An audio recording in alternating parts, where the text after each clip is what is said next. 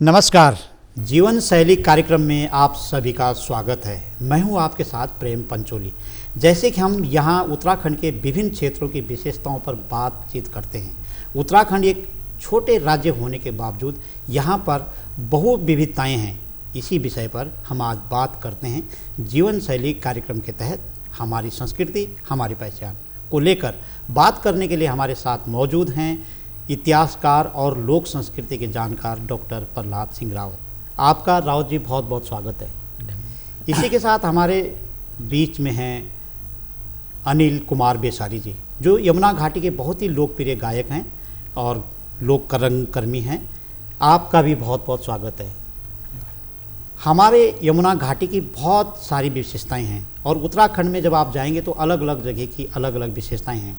जैसे पहले बताया कि एक छोटे राज्य में बहु विविधता वाले सांस्कृतिक परिप्रेक्ष्य हैं। यहाँ पर यमुना घाटी के खलाड़ी गांव में जाग पूजा नाम का एक बहुत विशाल आयोजन होता है। इसी को लेकर के हम आज चर्चा करेंगे। सबसे पहले डॉक्टर प्रहलाद सिंह रावत जी से चर्चा करेंगे कि जो ये जाग पूजा है, हर 5 साल बाद जाग पूजा आती है, इसका क्या मतलब है, क्या कारण है कि हर साल क्यों नहीं होती, हर 5 साल बाद ये आयोजन होता है? जाग पूजा यज्ञ अनुष्ठान के रूप में आयोजित होती है जी। इस जाग माता की स्थापना बागा जैसानी ठाकुर बागा जैसानी ने की थी, जो सिरमौर से आकर खलाड़ी में बसे थे। बागा जैसानी ने कंदरेड़ागढ़ की स्थापना की थी और खलाड़ी से पहले इस जाग माता की स्थापना कंदरेड़ागढ़ में थी और बाद में कंदरेड़ागढ़ से लाकर खलाड़ी में इसकी स्थापना हुई। जाग माता खलाड़ी शक्ति की अधिष्ठात्री देवी के रूप में जानी जाती है। क्षेत्र में इस जाग माता का बहुत बड़ा सम्मान है और ये माना जाता है कि जब खलाड़ी गांव का कोई व्यक्ति क्षेत्र में जाता है तो इस जाग माता का इतना बड़ा वो है महात्म है कि उस व्यक्ति को ये बोला जाता है कि खलाड़ी की जाग आ गई है। जिस व्यक्ति ने इसकी स्थापना की थी बागा जैसानी ने, वो सिरमौर से खलाड़ी में आकर बसा था और उसका इतना बड़ा मान सम्मान था, इतना शक्तिशाली गणपति था कि उसको श्रीनगर के राजा ने अपने दरबार में आमंत्रित किया था और उसने बागा जैसानी ने जो है अपनी चमत्कारिक शक्तियों से राजा को प्रभावित किया था और जब दरबार से विदा हो रहा था तो राजा ने पुरस्कार स्वरूप उसको एक ढोल भेंट किया था और वो ढोल बागा जैसानी ने अपने इष्ट देव महासु को भेंट किया था। जैसे आपने कहा कि जो जैसाण समुदाय है, आपके क्षेत्र में क्या बोलते उसको, थोक। तो हाँ। जैसाण समुदाय के बारे में भी हमारे दर्शक जानना चाहेंगे कि जैसाण एक पर्टिकुलर नाम है ना, पर उससे पहले जैसे आपने कहा कि अनिल उस क्षेत्र के बहुत ही लोकप्रिय गायक हैं और और उस लोकप्रिय गायक हैं तो उनसे गीत तो सुनना ही चाहेंगे। बिल्कुल सुनना चाहेंगे। जाग माता को लेकर के अनिल जी, यदि कोई ऐसा लोकगीत है या आपके नज़र में कुछ ऐसा है कि जाग माता क्यों इतनी प्रभावशाली है क्षेत्र में? देखिए पंचोली जी, मैं थोड़ा जो अभी डॉक्टर साहब ने कहा है कि जो जैसाण क्यों जो है जैसाण पड़ा, तो इसके पीछे एक इतिहास है कि जो फरसू है, फरसू और दल्लू ये पूर्वज थे। फरसू और दल्लू का हुआ था बेणी, जो बागा बेणी की बात हो रही है। और जो जयसू है, जयसू के नाम से ये जैसाण खत पड़ा है। अच्छा। जयसू के नाम से जो है जैसाण खत बना, वो हमारे वंशज हैं, मतलब जो खलाड़ी गांव के जो वंशज हैं। तो उस पर एक हारुल है कि फरसुरा दलु जरमा दलुरा बेणी आई रे दलुरा बेणी कुठी काउणी आई रे उडली रेणी आई रे उडली रेणी किलो डोड़ा बेणिया रे बडोड़ा जाए आई रे बडोड़ा जाए आंगने गो बेणिया रे खेल दो जाए आई रे खेल दो जाए कि गाँव के दियाणियों न फारो से लाए फारो से लाई आई रे फारो से लाई कि फारसीरा बातड़ो बेणी समझे पाए आई रे समझे पाए सैया धोई बेणिया सो घरे गोयाई पूछिलाई बेणिया से बुडोड़े माए ये बुडोड़े माई आई रे बुडोड़े माए कि किंद गो बेणिया मेरी बुडड़ो बापो आई रे बुडड़ो बापो तेरा बेई खाई बेटा में डांडोरी जड़ी। वो माँ कहती है कि तेरा बेई खाई बेटा में डांडोरी जड़ी आई रे डांडोरी जड़ी कि डांडोरी जड़ी माई मेरी ये यज कर्या खाई आई रे यज कर्या खाई तेरो हलो पेट को मेरो पीठीरो भाई आई रे पीठीरो भाई। तो ये बेणी की जो हारुल थी वो पूरा मतलब हमारे वो दिखाता है कि हम जो हमारा गांव है खलाड़ी वो कैसे स्थापित हुआ है और उसके पीछे एक बड़ा सा इतिहास है। और फिर उसके बाद जो है जाग माता पर आते हैं, क्योंकि जाग माता एक हमारी देवी है और कुल देवी है। और आपको मैं ये बता दूं कि 4 थान इसके जो है थाती माता के विशेष, हालांकि 5वां भी मिल रहा है लेकिन 5वां का कोई प्रमाण नहीं मिल रहा है, लेकिन 4 ऐसे मिल रहे हैं जिसमें हमारा जो है थंगाड़ है जो हिमाचल में पड़ता है, बामसू है जो देवती देववन जिसको कहते हैं और बंगाल में पड़ता है, और छजाड़ है जो बावर में पड़ता है, और खलाड़ है। ये 4 ऐसे हैं जहाँ पर इस थाती की पूजा होती है। और कहा जाता है कि जो छजाड़ है वहाँ पर सबसे बड़ी बहन रहती है। अच्छा अनिल जी, आपसे बातचीत बाद में करेंगे कि आप इसको गीत में कैसे लाते हैं। ऐसा लगता है कि जो आपने गीत गाया उसको एक्सप्लेन डॉक्टर राव जी कर देंगे। और थोड़ा सा मैंने जैसे पहले कहा कि जैसाण जो थोक है उसके साथ पूरे यमुना वैली के लोग जुड़ जाते हैं, और जो पूजा होती है वो किस दिन होती है, क्या क्या पूजा में होता है, क्योंकि ये विशेष प्रकार की पूजा है, थात पूजा या जाग माता पूजा आप इसको कहते हैं। तो इसको आप हमारे दर्शकों को पूरा एक्सप्लेन करेंगे क्योंकि लोगों की जिज्ञासा बनी हुई है। जैसाण थोक 15 गाँव का एक समूह है, और जो हमारे नाते रिश्ते के गांव हैं वो भी इस थाती माता की शक्ति का आदर करते हैं। और ये पूजा अनुष्ठान 5 वर्षों के अंतराल में बैसाख मास में होता है। बैसाख के प्रारंभ में विश्व के मेले होते हैं हमारे क्षेत्र में। तो उस विश्व मेले के बाद जो है लोग पंडाणों को निमंत्रित करने शिमला जिले के तहसील चौपाल के मनियोटी गांव जाते हैं, और वो वहाँ से अपने पंचांग से दिन तय करके जो है लोगों को भेजते हैं कि हम उस दिन पूजा के लिए आएंगे। थात माता की पूजा जिस दिन प्रारंभ होती है, इसका जो हवन कुंड है वो रात्रि के 12 बजे खुलता है।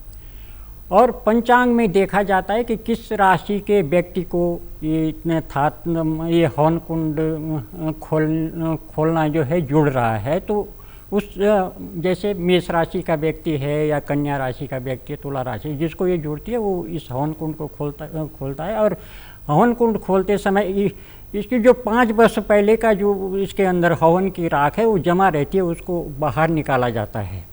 फिर उसके बाद जो है इसमें गोमूत्र दूध जो है छिड़का जाता है, और गोमूत्र दूध इसके अंदर छिड़का जाता है, और वहाँ पर श्रीफल की बलि दी जाती है। श्रीफल की बलि के बाद जो है हवन कुंड को खोल दिया जाता है। दूसरे दिन प्रातः ही 6 बजे से हवन शुरू हो जाते हैं, और ये हवन ये 7 दिनों की पूजा होती है। लगातार 6 दिनों तक जो दिन भर जो है हवन चलते हैं। इसमें आंचरी मातृयों का आवाहन किया जाता है। आंचरी मातृयों का आह्वान जो खलाड़ी के बाहर गांव के बाहर जो डांडे काटते हैं वहाँ आंचरी मातृयों का वास है। जैसे सिंगाई का डांडा है, चालनी का डांडा है, रूपनों का डांडा है, ये ऐसे डांडे।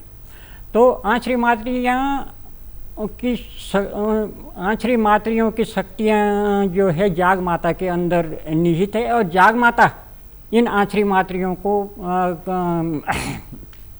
कंट्रोल करती है किसी दैवी प्रकोप करने से या किसी अनिष्ट कार्य को करने से। तो ये होता है। और लगातार जब 6 दिन तक हवन चलते हैं, 7वें दिन घाटों का बंधन होता है। अच्छा। हमारे गांव के बाहर 5 घाट हैं जी।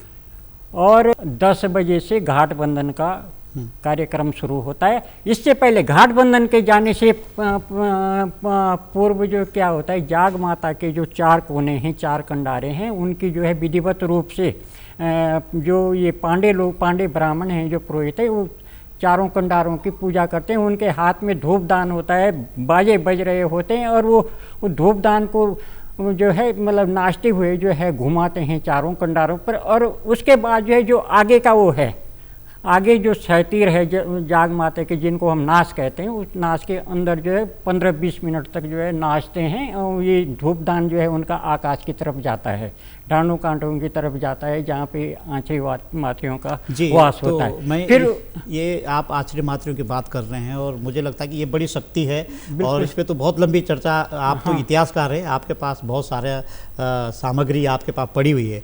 लेकिन जिस तरह से आपने कहा कि ये बहुत बड़ा फोक फेस्टिवल है और अनिल लोक कलाकार हैं, तो एक फोक फेस्टिवल के रूप में भी मनाते हैं और एक शक्ति के रूप में भी लोग आते हैं वहाँ पे कि जाग माता के दर्शन करेंगे तो हमारी मनोकामना पूर्ण होगी। तो ऐसी कोई स्तुति है अनिल जी की, जो जब जाग माता की पूजा होती है, जाग पूजा जिसको आपने नाम दिया है, हर 5 साल बाद में, तो कैसे वो स्तुति करते हैं आप लोग और किस तरह का फेस्टिवल वहाँ पर होता है? जी, जो पंडाण उनको बोलते हैं, जो हमारी पूजा करते हैं, और वो 5 घाटों में, जैसे डॉक्टर साहब करेंगे 5 घाटों में, और 7 दिन तक वो जो है खाना नहीं खाते हैं, यानी कि सिर्फ फलाहार जो है खाते हैं और कोई अन्न ग्रहण नहीं करते हैं।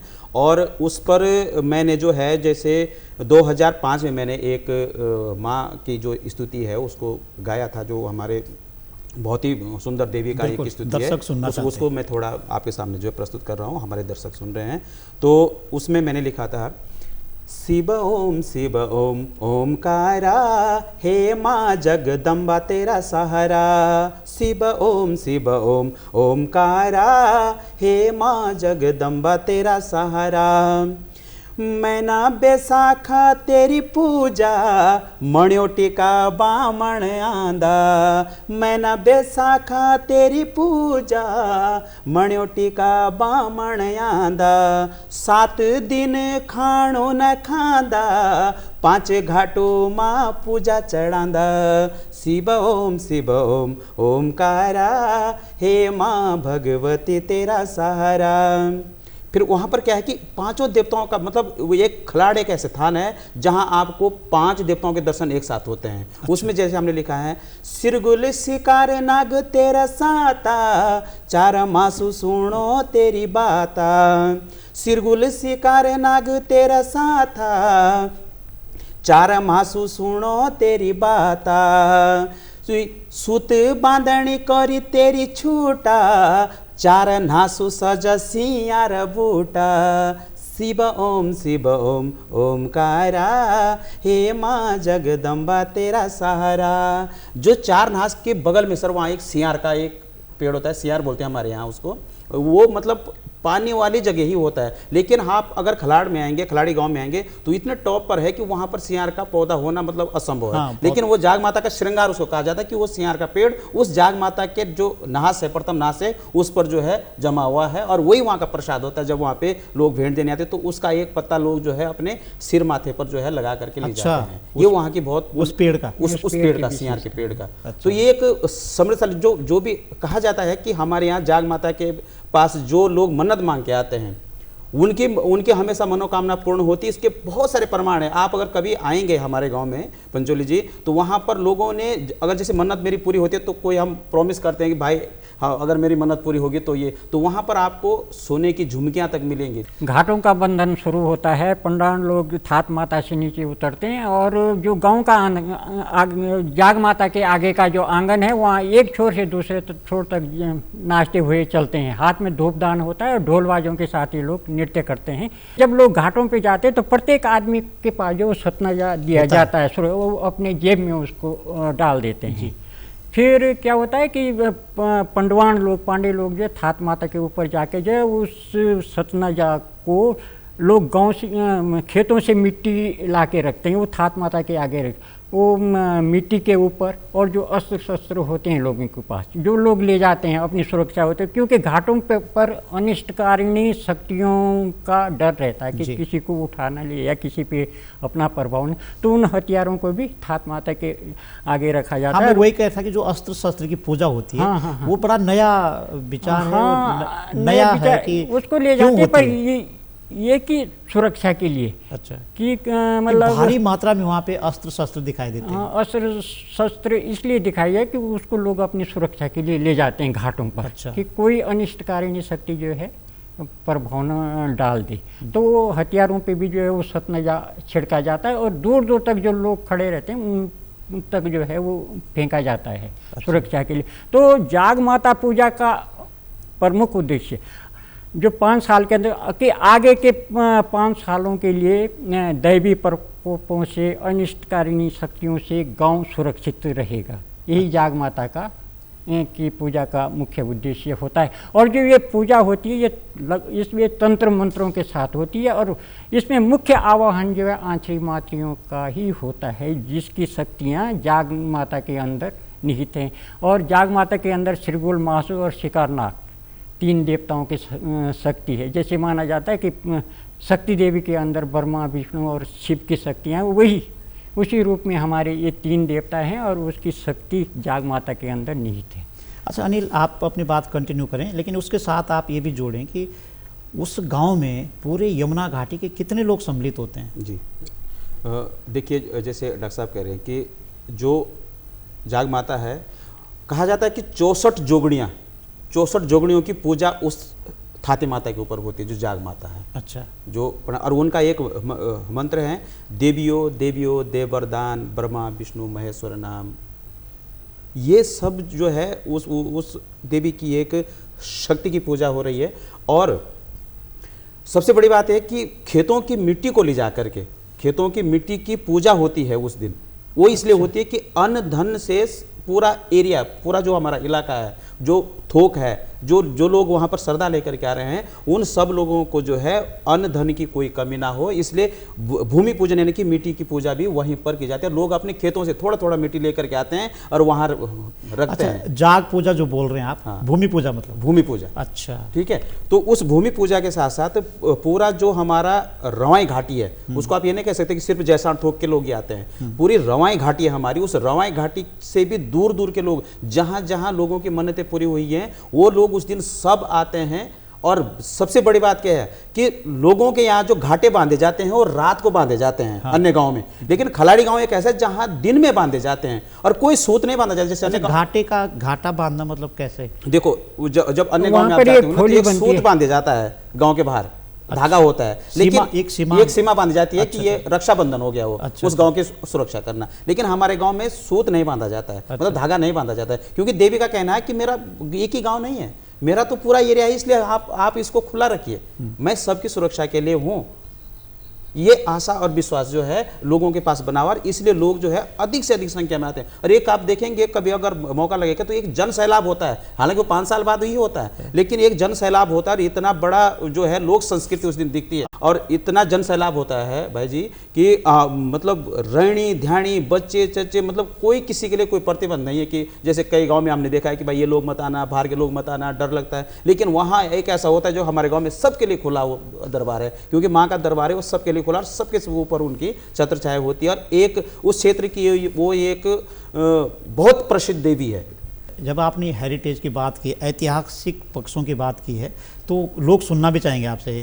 देखो सर, रवाई घाटी एक संस्कृति और सभ्यता का एक बड़ा भंडार है, जहाँ लोक संस्कृति जो है बहुत ही अच्छी है, और बहुत ही उम्दा कलाकार या लोक कलाकार वहाँ से उभर रहे हैं। समृद्ध है, समृद्धशाली है। हाँ।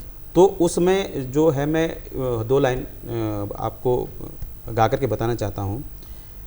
रंगीली रवाई मेरी छबीलो सेराओं। देखो, जो सेराई है, सेराई हमारी कमल सेराई है और रामा सेराई है। जहाँ जाग पूजा होती है, जहाँ जाग पूजा होती है, वो कमल सेराई में हम लोग आते हैं, और रामासिराय जो ऊपर वाला एरिया है वो भी सम्मिलित होते हैं, वो भी सब सम्मिलित होते हैं। देखो सम्मिलित होने के लिए कोई प्रतिबंध नहीं है, सब लोग सम्मिलित होते हैं, आस्था के साथ आते हैं। बहुत बड़ा, जैसे मैंने कहा कि बहुत बड़ा जनसैलाब रहता है।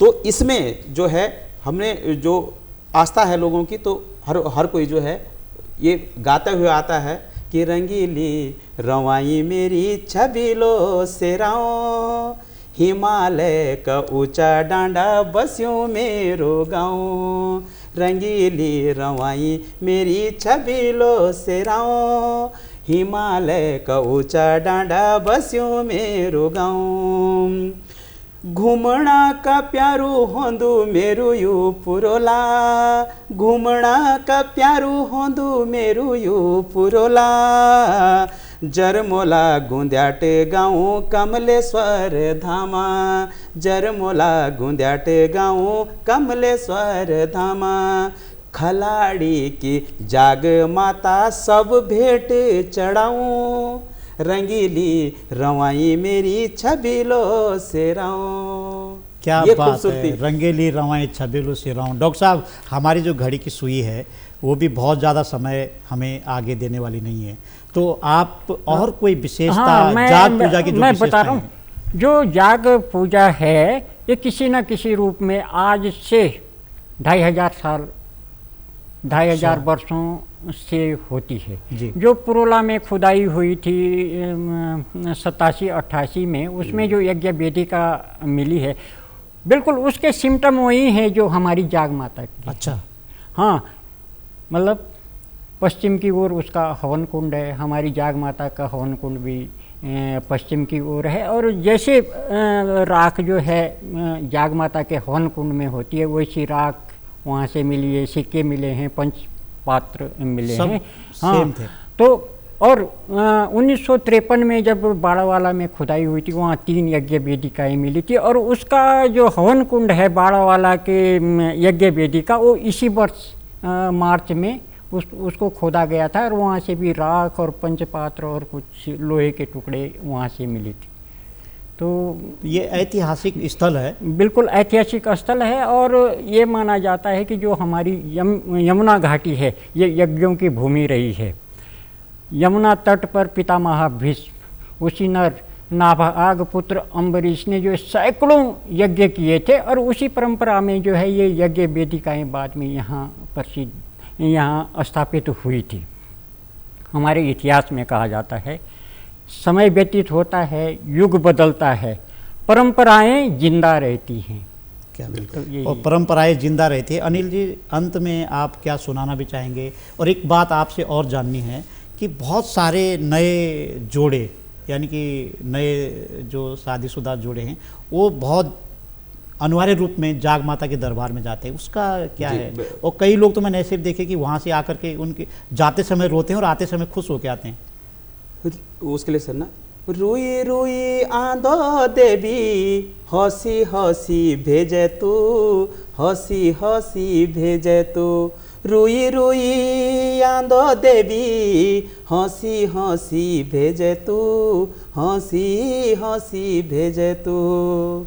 ये आस्था इतनी बड़ी है कि चाहे वहाँ नए जोड़े हो, कोई चुनाव भी लड़ेगा तो वो सबसे पहले वहीं आता जाग माता के पास कि माता मैं चुनाव लड़ रहा हूँ और मैं जो हूँ अगर सच्चे मन से आऊँगा तो वो जो है वो उसका राजनीतिक परिवेश भी है, उसका सामाजिक परिवेश भी है, उसका एक आस्था का परिवेश भी है। और जो नया जोड़ा होता है, कोई भी होता है, वो सबसे पहले माँ के दरबार में आते हैं। और पहले तो हमारे गांव के लिए बहुत चढ़ाई होती थी, पैदल रास्ता था, अब सड़क बिल्कुल गांव में चले गए हैं। तो अब वहाँ हर दिन कोई ना कोई जो है बहुत सैकड़ों लोग जो है वहाँ पर आते हैं, और बड़ा एक अद्भुत है। नहीं, कहते हैं कि निसंतान लोग वहाँ ज़्यादा जाते हैं। निसंतान में हमने बोला क्या है, निसंतान के लिए जो है बहुत सारे उदाहरण हैं। लोग वहाँ रात लगाते हैं, बैठते हैं पूरे रात भर, मन्नत मांगते हैं, और कहते हैं कि जिनको जो है संतान नहीं हुई उनको जो है संतान की प्राप्ति भी हो जाती है। ये वहाँ के बहुत सारे प्रमाण हैं। और सबसे बड़ी बात है वहाँ पे जाग माता के साथ, और जाग माता की सबसे बड़ी खासियत कि वो जैसे देवी झूलती है ना किसी पे, वो किसी पे नहीं झूलती है, उसकी सबसे बड़ी खासियत ये भी है, उसको अगर कोई बोलना होगा तो या तो सिरगुल महाराज वो अवतरित होगा वो बोलेगा, या महासू महाराज अवतरित होगा वो बोलेगा कि बहन को ये चाहिए। ये अब ये मांग तो रही इस है। या इस फेस्टिवल प्रकार- में आपने आज इस समय आपके यहाँ इतना बड़ा फेस्टिवल हुआ, कैसे हुआ वो सुना दीजिए जरा। वो सर वो इतना बढ़िया फेस्टिवल था कि गांव-गांव की रैणी ध्यानी, गांव-गांव का बुजुर्ग, गांव-गांव का छोरा सब आए के माँ की पूजा, माँ की अर्चना, माँ का भजन और खूब एक भजन हो जाए माँ के नाम पे। हर जगह माँ रेंदी मेरी जगदम्बा माँ, हर जगह माँ रेंदी मेरी जगदम्बा माँ, फुल फुल कण कणु मारेंदी जगदम्बा माँ, फुल फुल कणु कणु मारेंदी जगदम्बा माँ, ना पूछो है मन क्यों, ना पूछो है मन क्यों, कख रेंदी मेरी माँ, हर जगह माँ रेंदी मेरी जगदम्बा माँ, हर जगह माँ रेंदी मेरी जगदम्बा माँ, हर जगह माँ रहती मेरी हर जगह। जगदम्बा माँ। और घर घर आज के हमने बात की है यमुना घाटी के खलाड़ी गांव की जाग पूजा के बारे में, जिसको इन्होंने कहा कि ये भूमि पूजा होती है, भूमियाल देवता की पूजा होती है और जाग माता की पूजा होती है, भूमि देवी की पूजा होती है। तो बहुत बहुत धन्यवाद डॉक्टर प्रहलाद सिंह राउत जी और आपको भी धन्यवाद। लोक कलाकार अनिल बेसार जी, आप दोनों का बहुत बहुत शुक्रिया। आप आए और आज जो हमने ये चर्चा की है ये आगे भी जारी रहेगी आप लोगों के साथ। कम समय में हमने इतनी चर्चा की है, अगली बार हम ऐसे किसी और शख्सियत से आपको रूबरू कराएंगे। अनुमति दीजिए, नमस्कार।